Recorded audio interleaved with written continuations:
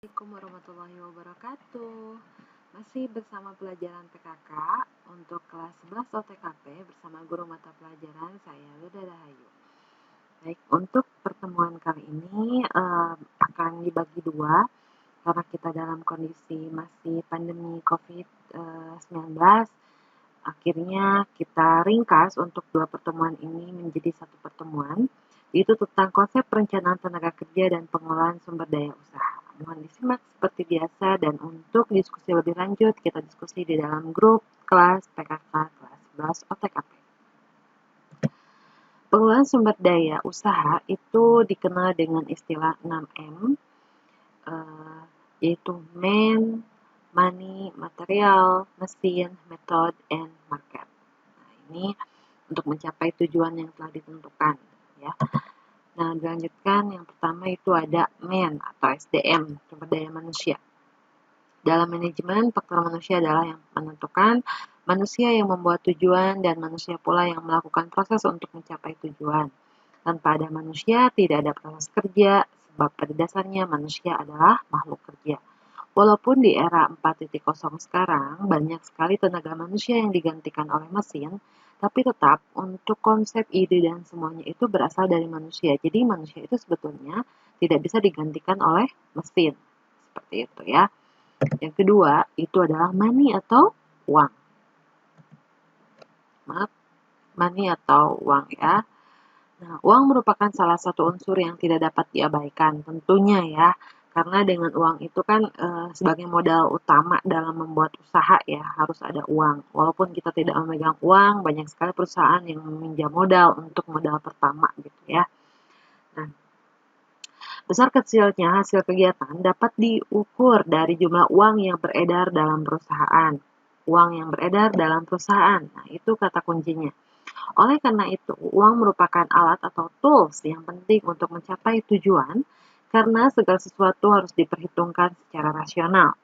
Hal ini akan berhubungan dengan berapa uang yang harus disediakan untuk membiayai gaji tenaga kerja, alat-alat yang dibutuhkan dan harus dibeli, serta berapa hasil yang akan dicapai dari suatu organisasi.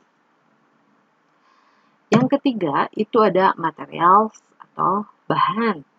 Material terdiri dari bahan setengah jadi dan bahan jadi. Dalam dunia usaha, untuk mencapai hasil yang lebih baik, selain manusia yang ahli dalam bidangnya juga harus dapat menggunakan bahan atau materi-materi sebagai salah satu sarana. Sebab materi dan manusia tidak dapat dipisahkan. Tanpa materi, tidak akan tercapai hasil yang dikehendaki. Tentu kalau tidak ada bahan, tidak ada material, apa yang akan mau diolah? Betul tidak? Nah, seperti itu ya. Next, keempat, itu ada mesin. Dalam kegiatan perusahaan, mesin sangat diperlukan. Penggunaan mesin akan membawa kemudahan atau menghasilkan keuntungan yang lebih besar, serta menciptakan efisiensi kerja. Walaupun di awal tentunya mahal, modalnya mahal, tapi tentunya untuk penggunaan mesin ini akan jauh lebih panjang jangkanya daripada penggunaan jasa manusia. Manusia itu lebih mahal, kemudian hasil produksinya pun dibandingkan dengan penggunaan mesin ya lebih sedikit seperti itu ya. Semakin banyak manusia mungkin akan lebih banyak, tapi pembelanjaan untuk pembelian sumber daya manusianya ini yang akan jauh lebih mahal. Next, itu ada methods atau metode. Nah, jadi dalam pelaksanaan kerja itu diperlukan metode-metode kerja. Suatu tata cara kerja yang baik akan memperlancar jalannya pekerjaan.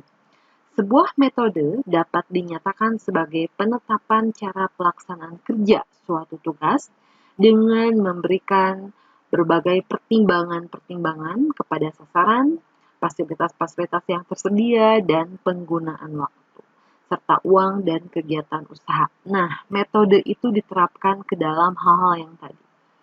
Perlu diingat, meskipun metode baik, sedangkan orang yang melaksanakannya tidak mengerti atau tidak mempunyai pengalaman, maka hasilnya tidak akan memuaskan. Dengan demikian, peranan utama dalam manajemen tetap manusianya sendiri. Makanya kenapa man atau human itu ditaruh di nomor 1 seperti itu. Nah, terakhir ini ada market atau pasar. Memasarkan produk sudah barang tentu sangat penting, sebab bila barang yang diproduksi tidak laku, maka proses produksi barang akan berhenti. Artinya, proses kerja tidak akan berlangsung. Oleh sebab itu, penguasaan pasar dalam arti menyebarkan hasil produksi merupakan faktor menentukan dalam perusahaan. Agar pasar dapat dikuasai, maka kualitas dan harga barang harus sesuai dengan selera konsumen dan daya beli konsumen. Berapa mampunya, seperti itu. Unsur-unsur manajemen menjadi hal mutlak dalam manajemen karena sebagai penentu arah perusahaan dalam melakukan kegiatan perusahaan. Itu 6M tadi ya.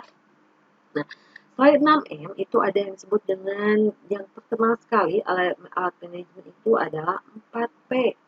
Ditemukan oleh siapa? Oleh Neil Borden. Nah, ini. Dia adalah pencetusnya, bisa kalian lihat. Dia adalah pencetus daripada alat manajemen itu. Yang mana ada 4. Nah, apa saja sih 4P itu?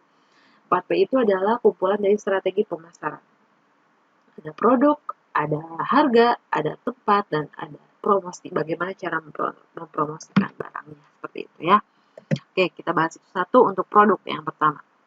Yang perlu diperhatikan dalam 4P marketing produk adalah desain produknya seperti apa supaya menarik. Kemudian kualitas produknya seperti apa. Merek produknya, packaging produk, pelayanan, garansi, dan pengembalian. Nah, keenam hal ini adalah penting diperhatikan di dalam produk. Harus disimak sekali lagi, ada desain, kualitas, merek, packaging, pelayanan, garansi, dan pengembalian. Nah, ini adalah hal yang harus diperhatikan dalam produk. P yang kedua, itu ada price atau harga. Yang perlu diperhatikan dalam menentukan harga suatu produk itu adalah strategi penentuan harga, diskon harga, kemudahan pilihan pembayaran. Jadi, konsumen ketika barangnya sama, tapi selisih harganya berbeda, itu walaupun jauh dia akan mengejar ke yang lebih murah. Jadi kita sebagai pengusaha penentu, itu harus menentukan strategi penentuan harga dari produk yang akan kita jual. Seperti itu. Bagaimana diskon harganya? Kapan akan memberikan harga diskon? Kemudian kemudahan pilihan pembayaran. Tidak serta-merta sekarang banyak sekali ya yang memakai pembayaran digital gitu kan, dipermudah dengan pembayaran digital seperti itu salah satunya untuk mempermudah pembayaran sehingga lebih banyak konsumen yang tertarik begitu. P selanjutnya adalah place atau tempat, menjadi salah satu hal yang penting yang ketiga dalam strategi marketing.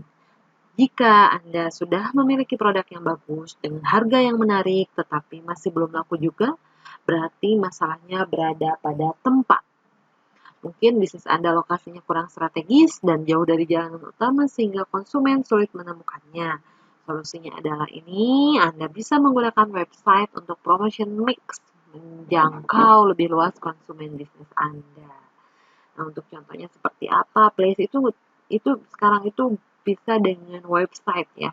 Menggunakan Instagram, misalkan penjualan produk dengan sekarang itu banyak sekali Facebook, Instagram yang live, yang memberikan diskon-diskon harga seperti itu. Nah, itu bisa